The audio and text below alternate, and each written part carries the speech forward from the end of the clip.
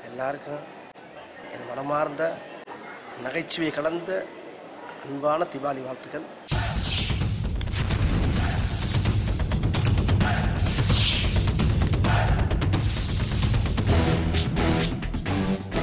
இப்போ நீ என்ன பண்ற? கொண்டு போய் காலையில் ஒரு விட, மத்தியானம் ஒரு விட, சாயங்காலம் ஒரு விட வெந்நீரில் ஓட்டு எங்கே கஜட்டும் அதெல்லாம் வந்துட்டு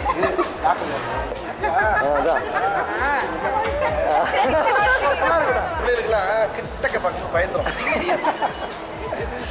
தூரமாவே காட்டிட்டு போயிருங்க. ரொம்ப நெருங்கி ரொம்ப குழந்தைல கத்துது.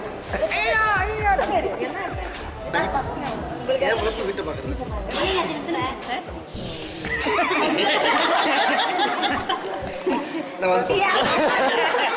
சுகமான ஏரியா நகைச்சுவை. அதில் இருக்க சுகம் இன்பம் அடடா யாரை பார்த்தாலும் வடிவேலு அப்படிங்கும்போது நம்மளுக்கு எப்படி இருக்கு தெரியுமா? அது இவங்களே சாப்பிட சொல்லலாம். ஐயோ வேணாம் வேணாம். ஏங்க? இல்ல அவனுக்கு பூரா வெஜிடேரியன்மா. நான் மட்டும் சாப்பிட்றேன். என்னம்மா அது? என்னம்மா நண்டு தானே? வைங்க வைங்க. நானும் இங்கே கட் பண்ணிட்டேன்.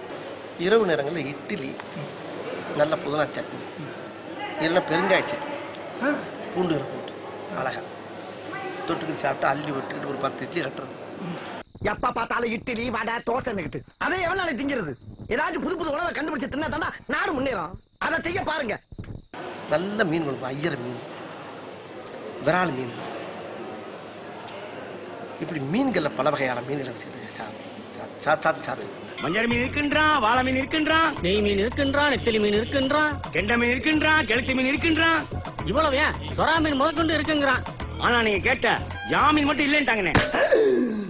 கடல்லே இல்லையா?